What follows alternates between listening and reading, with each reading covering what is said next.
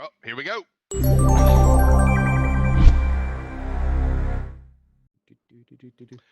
Hello and welcome to another episode of the VR Download. Did Kyle just freeze? Oh no. Kyle freeze at that exact moment. Oh. Are we still going? Okay, it's the VR download, and we're here with me, Tatiana, because Kyle is dead, and over I there dead? we have you're dead. He's back. You don't matter Might be anymore. You're back. We'll dead. see how long. He's back. What It's a happened? miracle.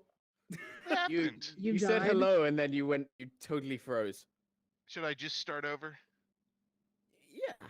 Hello and welcome to another episode of the VR Download, a weekly show recorded live from the Upload Virtual Studios, where we bring you the latest news, reviews, comments, and interviews from the VR industry. My name is Kyle, Operations Manager at Upload, and let's see who we have on the panel with me today. To my immediate left, I'm Tatiana. I'm here, and not dead. and over Hello, here. I'm Jamie. Oh, I got you. Oh, you got me good. And I'm Ian. Oh, that was good. I'm Ian. Hi. Ian here. All right. Great. So, as usual, we are live on YouTube and big screen and all sorts of fun stuff. We've got our audience right here. Tatiana is going to be reading comments when appropriate. And so give us your knowledge and wisdom and questions in there. We can address them. That's the purpose of a live show, right? Is that you We can have no interact knowledge. with us. No knowledge Need your at knowledge. all.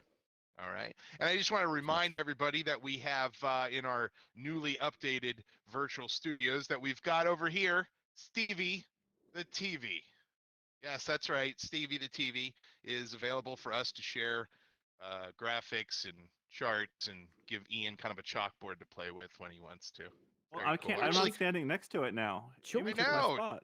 Jamie, you're going to have to Sorry. get up there and do that. He now. can't walk I to feel it like because we- he's got no room in his apartment. No, this is very Ugh. true. It's flat. I try Alright, and get up and walk. Yes, a flat. Thank you. My Flat. Yes. In So my is like abode. a 2-story like apartment / condo also a flat? No, just a. If it's flat, it's a flat. That's Are there the rule any Okay, I just want to make sure. rounds? our Okay. Prime Minister All right, enough reminds of us that. of daily. Ah, gotcha. When they go to when I learned that when they go to rent places in the UK, they talk to a letting agent. No, Well, what do you do?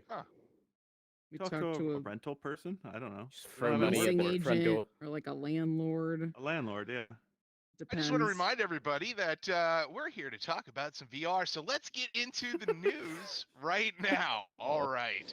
So the first piece of news that we have for this week is that the Pico Neo. Oh, there's that Neo. Pico Neo 2. Can I do 2? I can't do 2. 2. It is available for businesses worldwide. Starting what, right now? Yeah. A day or two ago, yeah. maybe? Yeah. What does This week.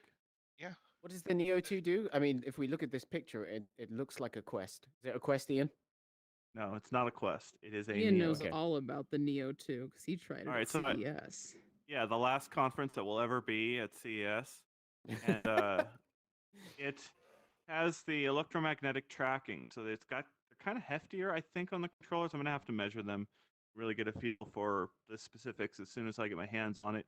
I should be getting a review unit at some point, but they've got this electromagnetic tracking that means that you can put them behind your back, and they'll still pretty much track accurately. So I put the Quest controllers behind my back, and they kind of lose your tracking, but in theory, the Pico Neo 2 controller should be able to do that and still track accurately.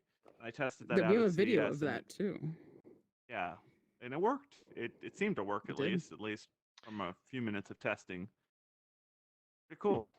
When I hear the term electromagnetic, it throws me back to the Razer Hydra. Do you guys remember those? The Oh, yeah, with the original. little orb. God.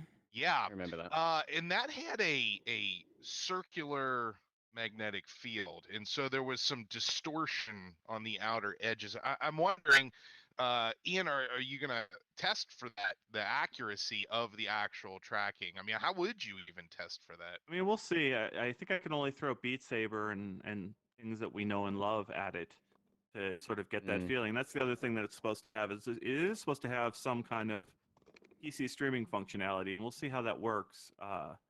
Whether that's built in or I have to really hack together some solutions. I actually reached out to SideQuest creator Shane Harris and asked whether SideQuest works for it, and it is compatible with the Neo, and I think the Focus as well, because those are just Android packages, variants of Android, and so I should be able to port some things over there from SideQuest. We'll see how the controller interactions work. Was it comfortable? Because you were the only one that tried the Neo at CES.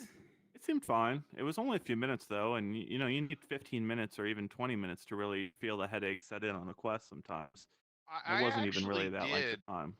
Throw it on just to try it. I didn't actually go through anything, but I did take one and put it on. I mean, comfort-wise, it seemed on par with what I am used to. Let's put it that way. It's funny because when someone says like an electromagnetic field, the first thing I think is I would not put that on my head. I feel like those things pass through your body. Like I'm gonna put this directly behind my back and let's see how it tracks. Just letting it. I mean, right through my face. My knowledge of electromagnetic fields probably extends to Indiana Jones movies. I'm sure they're in those at some point. If you're wearing glasses, would the glasses not like just suddenly stick to the headset? No? With the Quest, it does. No, I don't think it works that way, Jamie. Okay. Yeah. You're talking about it getting stuck. What if you're using the headset and an electromagnetic pulse goes off? Oh, I thought you were talking about the glasses just getting stuck in the headset. I missed the electromagnetic part. I was looking at the comments. I'm moving my knowledge onto like 24 now, or other exciting high octane series. What happens if you launch an EMP? No? The lights go out. Yeah. Okay, cool. I feel like I need Heaney in here to tell me what an electromagnetic field to track hands really is. Jamie, I also don't recommend staring at your microwave while it's running. Okay. All right. It's Okay. just, I'll go switch that off right now. Okay. I have a question though. Why is Pico Neo 2 available for businesses? Is this an enterprise solution, or is this a consumer product? Like, can I go buy one as Joe consumer? You can now, I believe, but at first they were really pitching it toward businesses, and it's still a business product, and it's hard to tell sometimes when they do that, whether it's just because they know that they're priced out of competition on the consumer market when you compare it to a Quest that's only $400. The flip side of that, of course, is that the Quest with business services and a business warranty, so you can get really good access to help when you need it, is $1,000. So you are talking about a few $100 cheaper if you go for the Pico, but who knows what their support is compared to. It's not. It's not the first time Pico's done consumery stuff either, right? They're called the Pico Goblin, the one that was like you reviewed one of those, right? Yeah, I reviewed that. That was essentially just an Oculus Go, running on an Android platform, and I mean it was fine. It worked about as well as an Oculus Go. So I guess what I'm saying is I have kind of faith in the brand, at the very least, to deliver. But maybe not as from a hardware perspective, but maybe not from a software perspective, which is kind of what it always comes down to, right? Yeah, so the thing was I was put off by a demo a long time ago where they had really bad 6-off tracking. Like it was not great. The electromagnetic field roll off. No, it was before that. It was optical at the time. And what it's still optical for the head tracking. Onakazi said they said that the Hydra used it. The thing is that the Hydra had a base that was stationary, where they guessed the base for the Neo is the headset. So unless you have Slender Man arms, it should be good.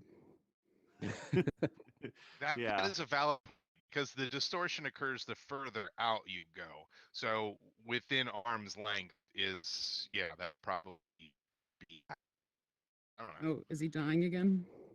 He's gone. You can hear him at least. What? Can you not? Froze. Trapped in your frozen body. While he's figuring himself out, do we feel like this is like a tracking system that could ever be like so good that maybe like Oculus might even like ditch Insight, or do you think they're on two diverging paths now? Yeah, I think Facebook is too invested probably in the optical path as there's a lot of things that they can do down the line with being able to see a room. With, even as I put on my Quest today, I was given that little notification of seeing objects in my room. I got the little red dots over some of the things on my floor. And, there's a lot they can do with people detection, object detection, couch detection. You told me couch detection isn't a thing, but it will be a thing. Did I say that? And, there's you joked with me. Yeah, there's Pico right there. And then sounds like me. You can look at the controllers. They're pretty much, they look pretty bulky. And I think that's when we were talking in January, testing this out at CS. Sort of the trade-off there is weight and cost. I think are the two things that you kind of trade off. But I don't know. There's a lot of people out there that would really, really, really love that occlusion free experience if it really works robustly. Speaking of the controllers, Gerald was curious about the latency on the electromagnetic track. I don't remember it being bad. I mean, the thing is, also 7 years ago, so yeah, I did Beat Saber with it, and I only played like maybe 1.5 songs, and that's not enough time to really give it a go. And I was like doing all the testing stuff where I'm putting it behind my back and still seeing if it could slice through my body accurately, and it did. But that's quite a bit different than testing for latency, and so we're gonna have to really give that a go and see if like I can match my scores in Beat Saber when I do the PC streaming stuff, because it's not gonna have Beat Saber installed. So am I back, folks? Can you see me? Am I moving? Am I talking? Yeah. Yes. You're a real boy right now. Well, then you froze again. You froze again. Oh, now you're back. No. Am I back? He's frozen for me. Oh, no. Hey, am I back? T, can you maybe introduce the next topic if you can see his notes, or if not, we can keep talking about the PO. The PO. Call it the PO, folks. The next piece of notes is the Panasonic glasses that are being targeted for release in 2021. I'm actually pretty excited for it because it said like they wanted to change how people look at live events and live sports and stuff, and I would love to just have that next VR kind of basketball thing back instead of having like League Pass, or have it included in League Pass. I would totally wear these. You tried them out at CES, Ian. I mean, you. Yeah, Jamie, can you demonstrate something for me? Can you point to the little thing in between the eyes? Little thing in between the eyes. Okay. Little dial. Yeah, there's. Zeno, I might walk on you. I'm just. No, I'm not asking you to do anything, Zeno. I'm just. Yeah, so the front of that right there on the front end that turns in a clockwise way, and you can adjust the IPD that way. It's amazing. So then there's a bar right behind it that sort of separates and spreads out the two lenses so they can get directly in front of your eyes. And it was just a beautiful design, and I was able to turn that knob and get it directly in front of my eyes at CS, and it was a really, really, really nice experience. The trade-off with this design, of course, is there is a decrease to the field of view compared to what we're familiar with on current generation headsets. Back at CS, Panasonic said they might be able to fit in larger displays in there, but we'll have to see what they actually ship at the end of the day. They also said they were looking at 6DoF stuff too, so hopefully maybe they could put cameras on there, but based on the most recent comment, it sounds like they're just going to target 3DoF stuff. Adam Hartzell made the Taco Bell joke that he needs to go talk to the Taco Bell manager immediately because they have a crack that needs to be upgraded. I was going to make the joke. I was. But you have no idea how satisfying it is to me that my LT every week my LT holds up and his Seattle internet dies. I have no idea. I don't even know if you can hear me right now or not. I can hear you. Okay. You're just looking very dissatisfied at the screen. Ambulating, or I'm just here. Oh, he died again. Yeah.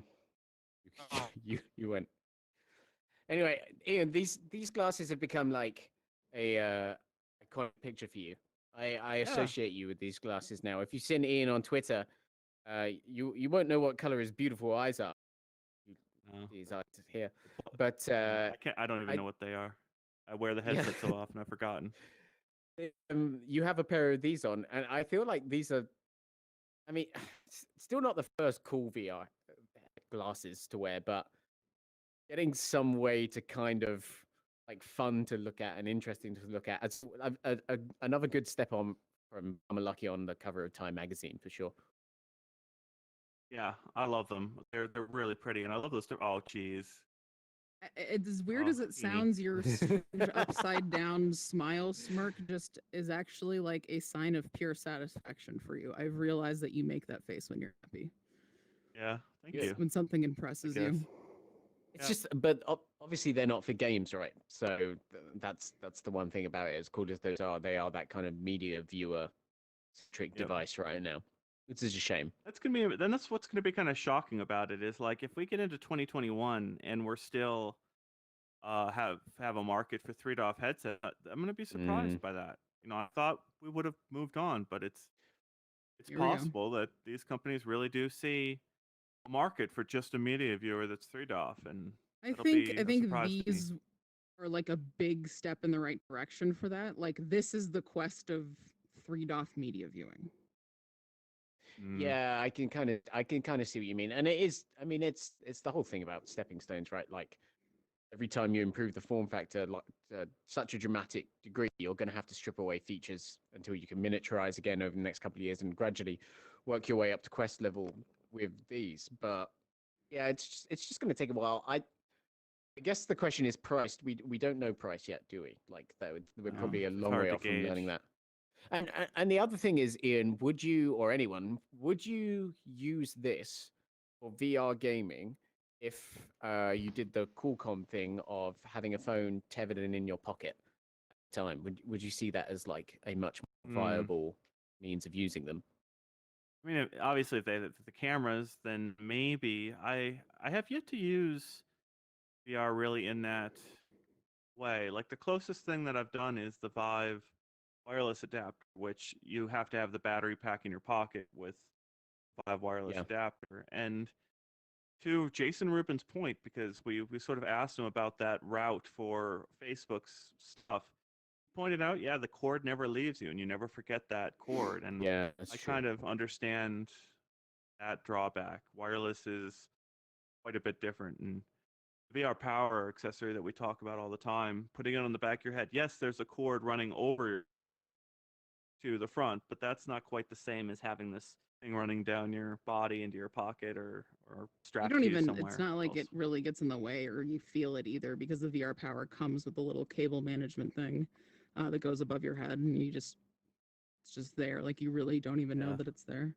Yep. Couple comments. James Atloud said before the double tap for pass through, I wanted the Quest to show where to put down the controllers. I make the Guardian quote point to my desk for that.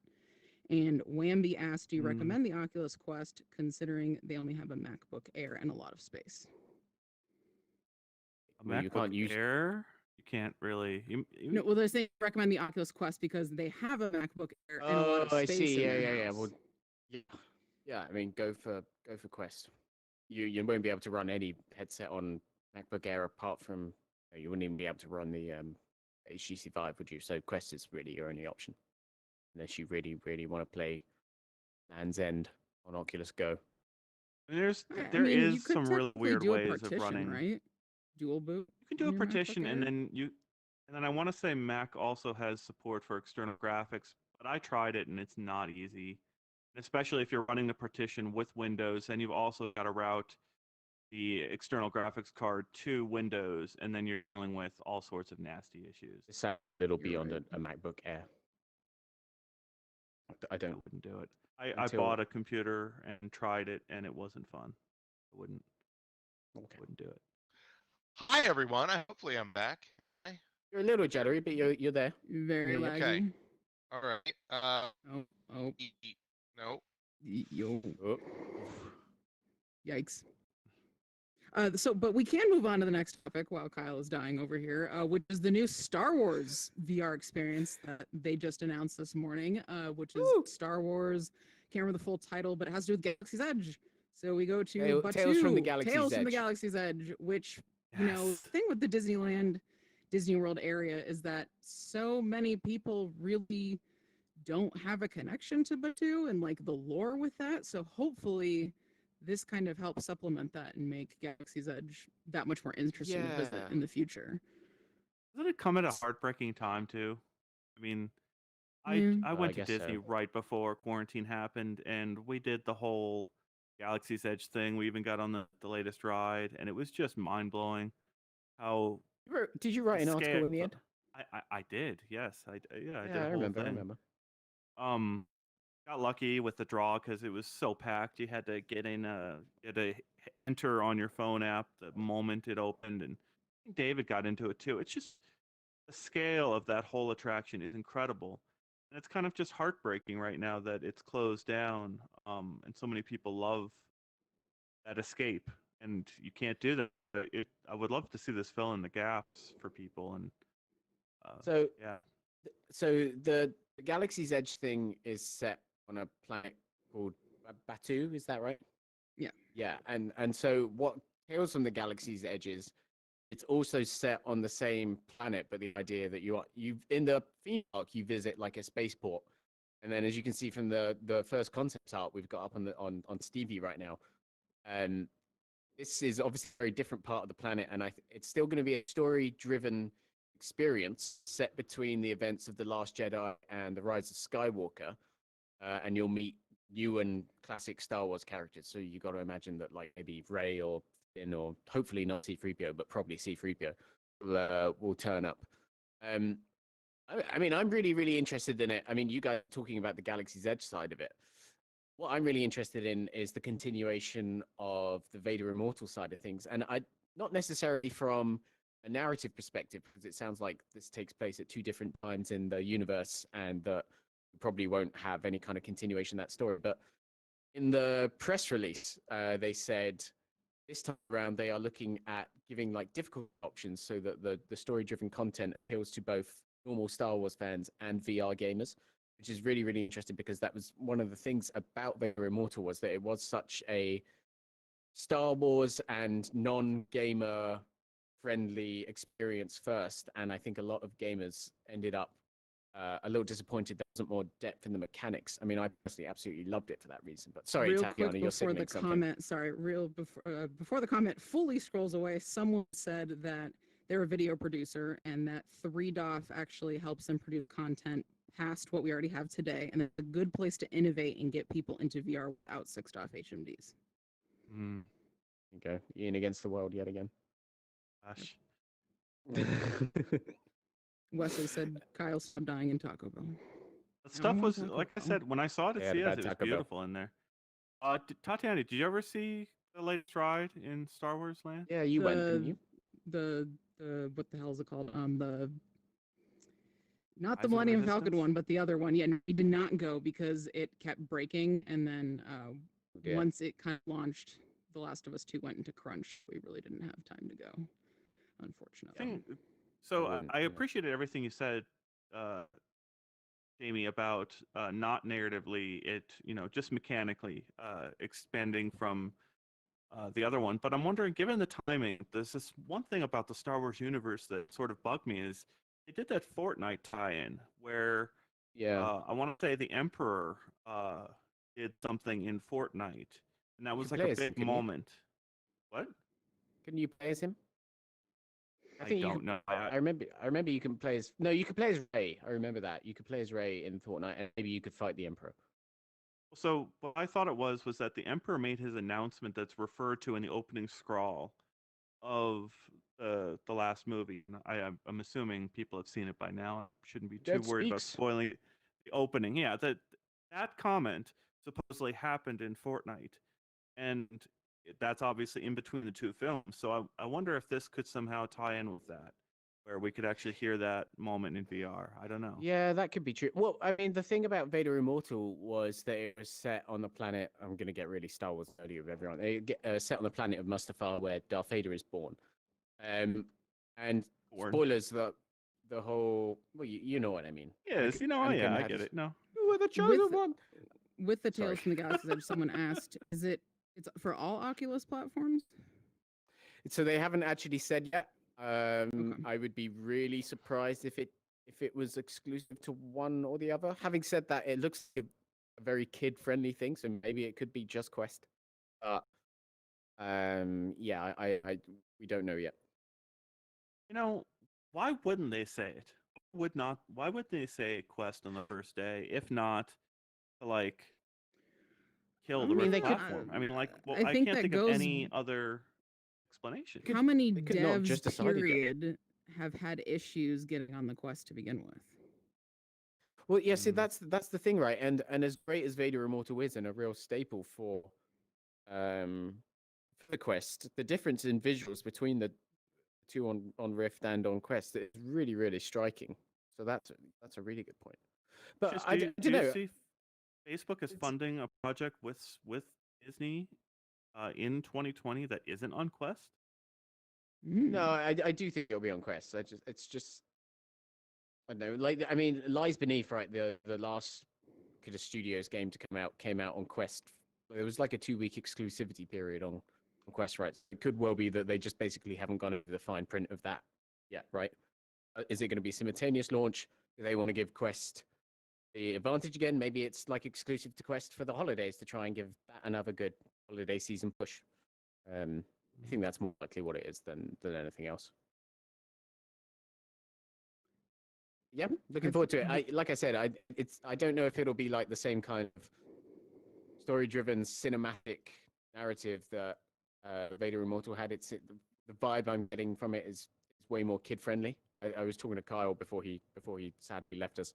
That's like maybe you'd have like a load of kind of fun job simulator kind of interactions or something with the Force or something like that, and maybe the planet that you visit is more of a playground for fun kind of interaction that way or something like that. But yeah, we'll see. Yeah, I'd imagine we won't see it again till Oculus Connect, right? So Yeah. Now it's time for release of the week. little jingle. What is the release of the week, Ian? I can't see the notes. I can't remember. I always So get to I know, release of the week, and I forget everything that happened during the week. I know that It's also because Pro time is a Pro flat Puck circle Golf is now. out. Well, there is that. True. Pro Puck Golf is out on the Quest today. I haven't tried it yet. I think Heaney's tried it yet, but I haven't tried it yet, and I'm hoping to do. Heaney says it's great. There you go. There's the official review. I'll just publish an article saying. That's Heaney like says the it's really great. fun-looking one that we covered a couple months ago, right? With the crazy Maybe. Different one. stages. I think it's a bit more You're thinking realistic. of golf I think. pool? Okay. I think. Yeah. Yeah. I think this is a bit more realistic again. I could be wrong. I think there's multiplayer. Also out on Quest this week is the hand tracking movies, Gloomy Eyes and Line. Right? Have you seen either of those yet? I've I seen have Gloomy not. Eyes. Yeah. Did I see one of those at a conference? No, I don't think. I think I missed them both. Yeah. Gloomy Eyes is the Colin Farrell one where he narrates with a young, small zombie boy that falls in love with a human Earth girl. Human Earth girl. There you go. In case you didn't know what a human girl was. Yeah, that's pretty fun. That's a very like a diorama-sized VR narrative, so you get the kind of cool Moss/Astrobot vibes from it. Always nice to hear Colin Farrell's sultry tones. Way with words. I didn't think back to last week, but we also had Waltz of the Wizard and the Curious Tale of the Stolen Pets, both. Pets. And Elixir, the Oculus thing. I mean, that's all on Quest, so I don't think there's been much this week. Oh, Hotel R&R is also out on PSVR and coming out of early access today. That's a really, really fun one from Wolfen Wood, who made what did they make? They made the horror games, The Exorcist, Legion VR, and Chair in a Room, the original Chair in a Room VR demos. This is very different tone from those. It's about smashing up hotel rooms in another kind of physics sandbox simulator. But that's really good. That sounds like my kind of jam. Yeah, you should try it out. Stuff It's a lot of fun. You just kind of you have 3 or 4 minutes to break as much stuff as possible, and then like if you create too much mess, like the maid comes in and tries to clean up, but you can like I mean you don't do this, but you can punch her, like get her to go away and stuff like that. It's still twisted, but it's not scary. It's a fun one, sure. What about you? What have you been playing, Ian? The last week was the hand tracking update. I did that a lot between Waltz of the Wizard. I spent a lot of time in there.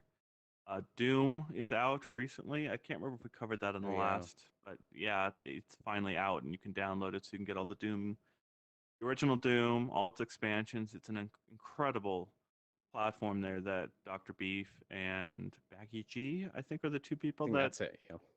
basically had like a launcher app that lets you set up all your mods. You could do like Heretic and those other games. Anything that used sort of the original engine for Doom. So I saw on Reddit. Haven't been able to verify this myself, but I mean the Star Wars Dark Forces, which was like an original first-person shooter on PlayStation PC, that was built on the Doom engine, and someone said that works, and I'd really love to try that out. See, I think there's an Alien one too as well. Yes, yeah, I remember that. Yeah, good, more Alien games in VR. I've been playing Final Fantasy IX because Final Fantasy VII Remake made me very angry, and it left a very weird taste in my mouth. And I could have a whole podcast about that. It's a great game. Like, I enjoyed it, but it has a lot of problems. And I needed to go start playing the best Final Fantasy in the entire series to kind of wipe it from my memory for the time being. Not in VR though. You didn't play that in VR unless you've unlocked incredible secrets that everyone else will be incredibly jealous about. I wish I could play it in VR. Have either of you played Minecraft Dungeons? No. My roommate was. I watched him play a little bit of it. It seemed really cool. Yeah, like Diablo for babies. Yeah. Yep. Wonderful. That didn't sound like a good appraisal of it. Diablo for babies. But it's still good. The mechanics are still good. It's still fun. It's just, there's no blood and gore and naked crazy demons. Yeah, I unfortunately let my kids look at Diablo when it's being played, and yeah, it's kind of hard to avoid this fat monster that explodes into snakes, running around, like that's when that happens on the screen, everyone kind of looks. You can't not see it. So it's kind of nice to have Minecraft. Yeah. Hey, T, we got any comments? People are talking about Kyle going Karen at the Taco Bell. Zachary Parkins just asked a question that actually goes into our hot topic of the week, which is about the HP Reverb G2. It is it a air quotes no compromise headset? It is. Are you pointing at me? Did you all hear that? I couldn't hear that. I heard it is a no compromise headset. Okay, you cut out a little bit when you said that. So, is it the no compromise headset? It is 4K, right? And I know that, the price is $600 and that's with the controllers, right? Well, I debated Jamie on 4K because I hate that term. I hate it. You hate Shouldn't the term call it 4K. I mean, if they got away with 4K for a headset, no. If they got away with 4K in the last headset, you've got to give it to them in the next one. You can't suddenly decide they're not allowed to call it 4K anymore. Yeah. They've won that one. You should have planted that flag in the hill on the original Reverb, but did you review it? No. So this is a 4K headset. Okay. It looks very comfortable. It looks like an Index, which is apparent from the fact it has many of the components of an Index because it was built in partnership with Valve. So you get the really, really excellent audio, right? You get the lovely padding at the back. I assume that's an Index kind of padding. I guess the IPG slider looks a lot like the Index as well. So they call it a no compromise headset. That's a strange term to be using in a market full of so many different flavors of VR right now. I think. Don't you agree? Like and compromises. Wouldn't you call the Index, which is $1,000, so $400 more? Wouldn't you call that the no compromise headset? Because technically, you have to make no compromises if you're going to set up Steam VR. I'm going to say something controversial. I find lighthouse tracking to be a huge compromise. I hate it. Oh no. All right. Well, stay out the comment section for a while. Unless you have the room for it, lighthouse tracking is a nightmare. Kind of the point is, if you have the room for it, lighthouse tracking is the best you can get. There's more or less compromise argument. So as far as compromise, it's like I liked your line of thinking there, Jamie. It's like it doesn't have a top camera, which you could argue is a compromise compared to Rift S. So compromise to make you it go over the head. Price. Yeah. And then so you can't, there may be a blind spot up there for tracking. And then when you compare it to Index, it doesn't have the dial on the side for maximizing the field of view for your particular fitting. So it's going to be should be a slightly less wide field of view experience if you compare it to an Index. And then, of course, kind of like the elephant in the room compromise is the cord in the corner, where you've got a Quest that's, of course, wireless, and you could argue all current PC headsets, except for the Vive wireless adapter, which is an extraordinary expense and a lot of technical setup to install, all have that kind of compromise too. So it's I think those would be the asked, big ones. Can WMR headsets use Revive? I would like to say they can, and I am really intelligent because they definitely can.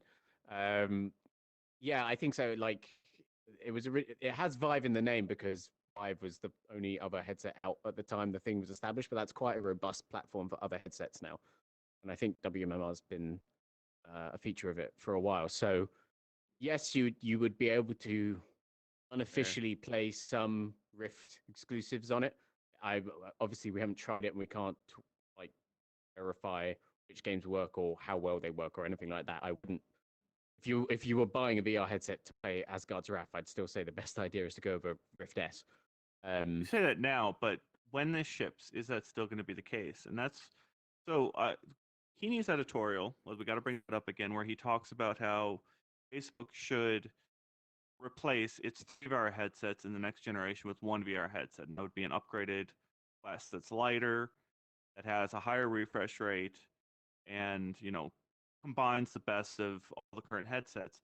And one of his things that he mentioned in that article was it makes a lot of sense for Oculus to open up its Rift platform at the same time that it kind of sort of makes this transition.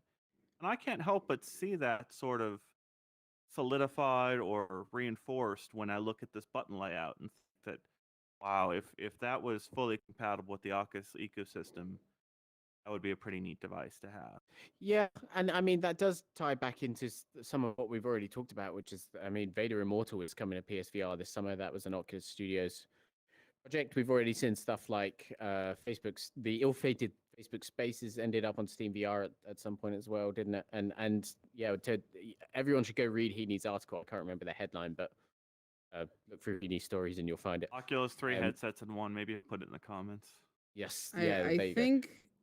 Like when you say like, is that still going to be the case when the G2 ships? For me personally, it can have 4K, it can have the greatest audio in the world, it can look great, it can have perfect tracking. But if it's not comfortable, it's not going to be better than the Rift S for me. Yeah, that's very true. Well, that's very, very true. Yeah, I mean, I do wonder how IPD. I guess you're in the sort of perfect range for IPD, right? Yeah. There's a lot of people. I talked to somebody on Twitter today, where like a lot of people out there don't realize that their IPD is outside the range of a lot of these fixed headsets, and they look at it and go, "Why is this blurry?" And it's like, if you're not trained and you haven't tried a lot of headsets, you can look at that blurriness and think, "Is that what the screen door effect is? Is that what I keep hearing people tell me screen door effect is?" Yeah. And you just don't realize that it's because the IPD is outside your range. And these people have been making fun of me for not reviewing the Reverb, but in my defense, I sent it back because my IPD was outside the fitted range. And whenever I put it on my head, I saw a line at the edge of the display over here. And I couldn't, reality. It's like getting sent a shoe that doesn't fit your foot and saying, okay, review that shoe. What I just didn't feel comfortable. Yeah. I think someone joined us and did a paid membership, but I can't see who it is. I just see no icon and $4.99. Oh, it's John Bardo. Here we go. John Bardo. John Bardo, the boy. Thank you, John. Like it was on the top, I think, and then now I see it. So thanks, John Bardo. You're the boy, man. So the thing about this for me is, if you'll remember this time last year, I was actually quite excited about the prospect of the Vive Cosmos because I love my Rift S as well. Okay, I love my Rift S as well. But the prospect of a headset that was as comfortable as the Rift S, but kind of got a bit closer to the index in terms of screen resolution and had a feature that I have been desperate to have in a VR headset, which is the 90-degree flip, which this does have, right? Pretty sure this has the 90-degree flip. Yeah. I was really, really excited about that. And then, of course, the Cosmos came out and had all kinds of problems. Is that what that is? Like, as I poke my window, like the little bars? Yeah, I think so. Sure. Yeah. So I think that they've got magnetic face gaskets, so you can like more easily remove the face part of it and connect another one, I believe. Yeah, that was in the index too, wasn't it? But yeah, that's where I am. Like, I consider this to be my faith rebooted in a headset that could potentially replace my Rift S, because I really, really like the Rift S. I think the resolution in it is great, but I'm just at the stage with VR that just every little bump in resolution that gets me that little bit further to enjoying my experiences, I consider that worth the price. But I am obviously an enthusiast in the sector, so I'm really, really excited about this. I'm very curious to see again what that 90-degree flip does for how firm it feels on your face, because I know when David reviewed the Cosmos, he said, yes, that flip is great, but it's also the reason the thing kind of dangles a bit loosely over your face and removes some of the feeling of immersion. So yeah, I'm very, very optimistic. The only thing would be, testing it with those Oculus exclusives, like we say. Like, I would hate to trade in something that would mean I couldn't play Vader Immortal very well anymore or anything like that. Yeah, great point.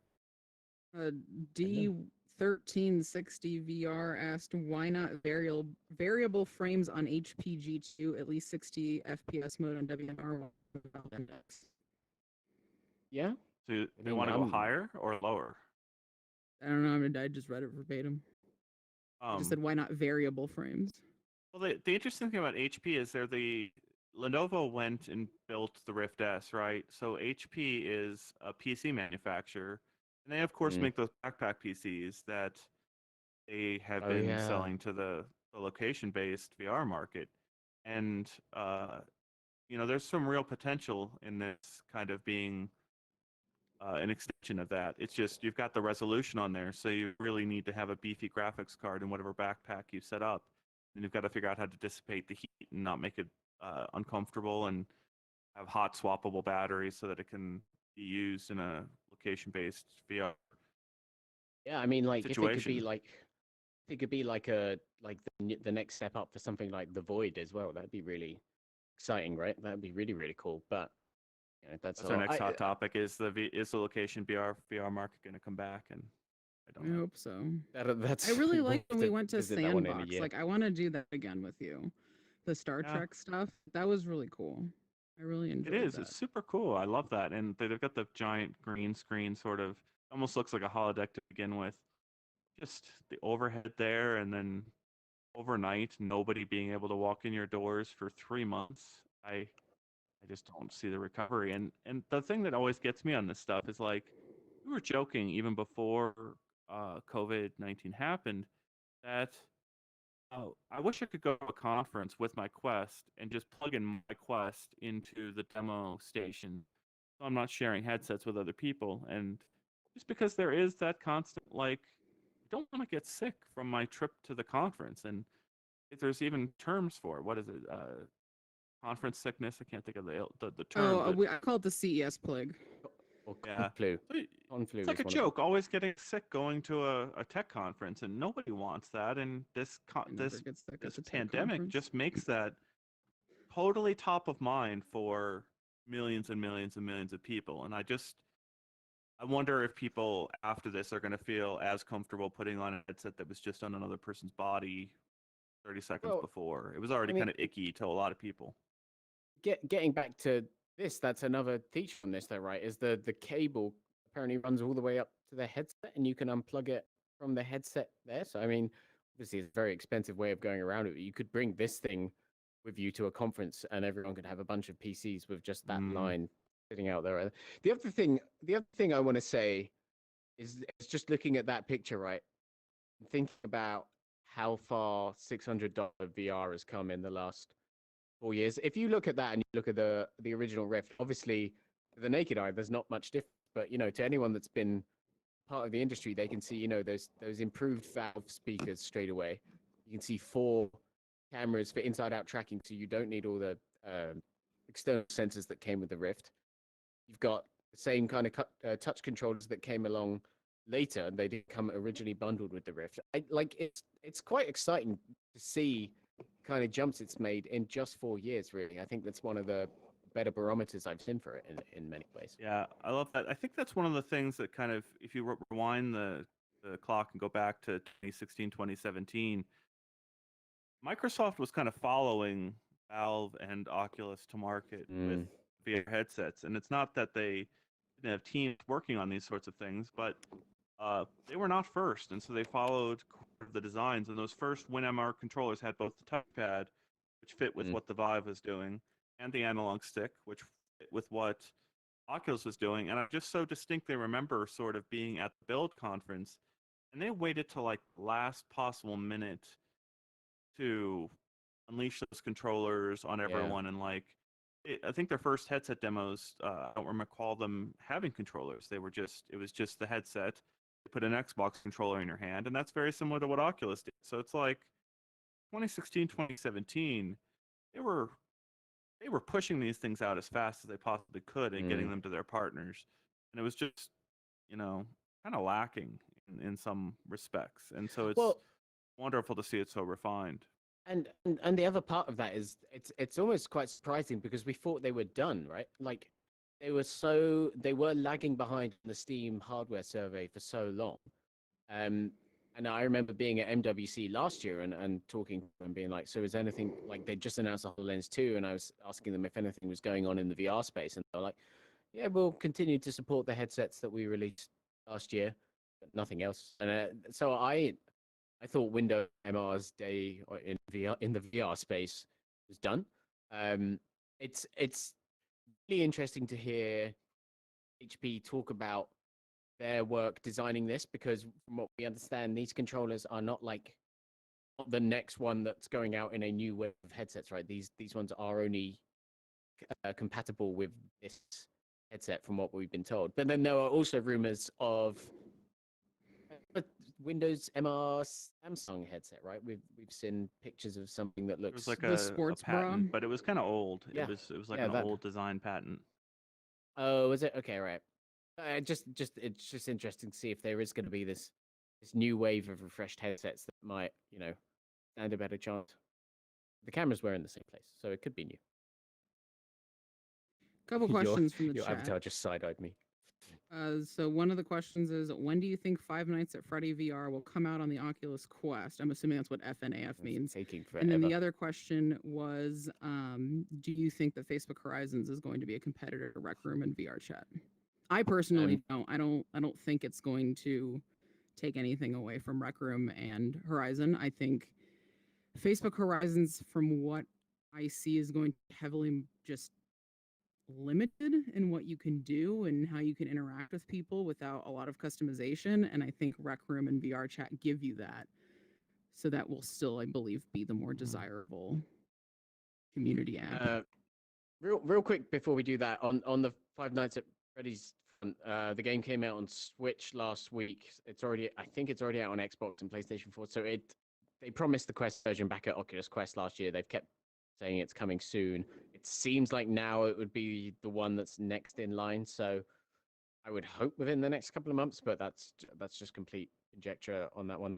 On the Horizon front, this would actually do really good as another topic of the week, another week. But I think I've written about 2 other things this week that have the kind of magical, over-exaggerated, imagine a world where you could go and hang out with your friends and have a nice. I mean, one of them was the other headset we talked about this week, the Mova, which is from a new headset from Peter Chow, the former HTC CEO that oversaw the launch of the Vive. He's a new VR headset with a company called XR Space, and that's built around another social platform. And yeah, it's this completely computer-generated trailer where people are meeting up and having beers together and watching movies together. And like I've seen that trailer in so many different variations, so many different ways now, and we all know that is so far away from being something truly, truly compelling. Have you watched Upload yet? The show? No, I haven't yet. I know actually. you. Oh my god! Because I was gonna say, like the way you said that reminded me of Upload, and you should watch it. It's That was amazing. literally that was what Boz, the VR head at Facebook, sort of showed with his family, was drinking a beer, I want to say, and with his faraway family member. But that was the real life thing, right? Where an avatar like Concept we're for wearing, AR stuff, yeah. we've got now joined in AR, and the beers they were talking about were actual beers. The trailer I was talking about was literally virtual VR beers, as if that would actually ever be a thing, or at least in our lifetimes. But I just, this is bombed so hard, and we've seen so little of Horizon, other than the idea that Facebook is like, oh, we mean it this time. Well, that I love that way of putting it, because like, whether they mean it or not, right? If it falls flat and is unable to get the kind of traction that Rec Room or VR Chat has, you can see that they've got this history as an organization of just going back to the drawing board and doing it again. And like, they're willing to mess with the organizational structure and mess with the teams and just go back and buy a company and do it again. It's just funny, right? Like the idea that Mark Zuckerberg spent $2 billion to think, yeah, this is the next iteration of Facebook, and the one thing they really can't seem to figure out so far on VR headsets is the Facebook part of it, right? Well, so in their defense, I mean, that's the flip side of everything, is they believe that if they carefully manage and protect people going in there, they're going to be more comfortable doing more things in more ways than on the other platforms. And if you go into VR Chat or Rec Room, you could find some pretty ugly things pretty easily if you wanted to.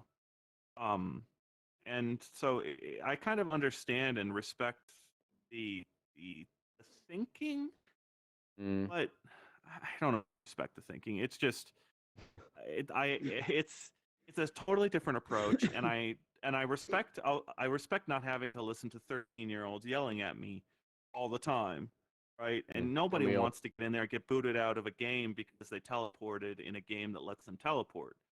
Those types of things is like, I would love to see those things go away. But if Facebook succeeds in doing that, more power to them. It's just, do they lose other forms of expression and sort of like, I'll do whatever I want atmosphere that is appealing in other places? Yeah. Well, Hackslash said they can't wait to see what Facebook Horizon will be. They say, I think they know if it's just another Rec Room, it won't stand out whatsoever. So I hope they bring some more interesting stuff to the party. I think that's totally fair. Yeah. I don't know. I see VR right now as this singular thing of different individual apps and different platforms, much in the way of consoles. And I do think it will evolve beyond that. I don't know if, Horizon's arrival will signal the arrival of that new era of VR, but we'll see. I mean, it feels like it's a little delayed at this point, right? I think we all expected to be playing the beta by now. I thought. They said earlier, I swear they said like a few months, wasn't it? Like it wasn't even supposed to be that long. Yeah, I mean they have a good excuse. Sure. As does everyone, but yeah, we'll see. Are there any more comments? I can't see very much, but no, people are kind of talking amongst themselves. Cool. Saying the same thing. What's coming up, Jamie? Yeah. Jamie, what's coming up? What's coming up? Great question, everyone. Question of the week. So, everyone's asking. Let me pitch to you once again a wonderful, fantastic thing that will be happening on June 8th. Final time to be decided, though. I think we know the final time. We just can't say it yet, just in case anything suddenly ruins everything, but I don't think it will. The Upload VR Showcase Summer Edition, 8th of June, 2020. Yes, our showcase is back. You may remember the E3 VR Showcase last year, where we announced a bunch of cool VR games, showed some trailers from some of your favorite games. What kind of games did we reveal, Ian? We revealed Pistol Whip. Oh! I couldn't hear you. You revealed Pistol Whip.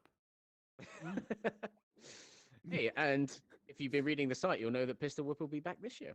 some announcements. Oh, yeah, we're gonna have a whole bunch of new games. We're gonna have another look at Lo-Fi from Iris VR. We're gonna have the new game from Fast Travel Games, the guys that made Apex Construct. Gonna have a brand new studio from Paris, France. They're gonna be revealing their new game for the first time ever, which I'm really excited about. We're gonna be doing a few more teasers. It's gonna be streaming here on the website. It's going to be streaming on IGN, and then hopefully tomorrow we're going to announce another very exciting streaming partner. So there'll be a whole bunch of places to watch it in the next on June 8th. But yeah, tune in. It's going to be great. Wesley King asked, where would one go to demo VR, assuming there isn't a pandemic, or to rent a Quest? I know Best Buy does VR demos, or they did. I don't know anything about renting headsets unless you guys. No. So it's a great question, and it's a huge pain point, and it's one of the things I think we've talked about in other episodes, where it's like that's Apple's advantage right now, is they've got this huge footprint of stores where you could go in and try an Apple Watch on or try out an iPhone, and nobody really has that kind of footprint to try these things out, and it just doesn't exist yet for VR. I wonder if by the end of this year there could be more retail partners or new sort of efforts to do that better. That's the thing. I don't know. Buy and return it if you don't like it. I mean, I don't know. Oh, Jamie. Oh, Jamie's gone. Wamby, to answer your question. Oh, hello again, Jamie. This is recorded in a custom app that he developed.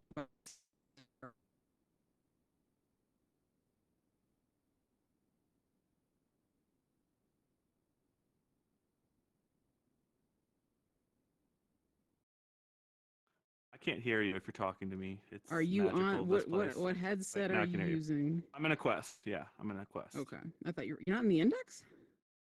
I've been using Quest because of the current internet setup in my house. I have my internet hanging from a window over there, running to an Ethernet cord and a PC, and then have the USB 2 cord running around my room. So I've got this nice lengthy USB 2 cord that gives me freedom of motion. And my kids are in the other room, so don't hear them screaming that they want to go back to school. And that's my current setup for VR right now, and it's just the most convenient. The other room has my 4 base station Steam VR setup, and I just could not be going in there with the best internet in my house and without having the kids screaming. Hashtag just school. Happy things. Yep. That's my explanation. I guess everyone couldn't hear me for a second. Someone said we died. Are we still dead? People said we died. I'm sorry. Oh. We're here. We're alive. So you're telling me my LTE connection? Did I ever go dead in this? Did I hold out the best? We lost Jamie. We lost Kyle. Tatiana went dead for a minute. No LTE. This is just an interesting turn of events. Yes. That you won this battle. The turntables have turned. Yes, indeed. Thank you so much for tuning in. Yes. We'll see you in the future. Rip to everybody else.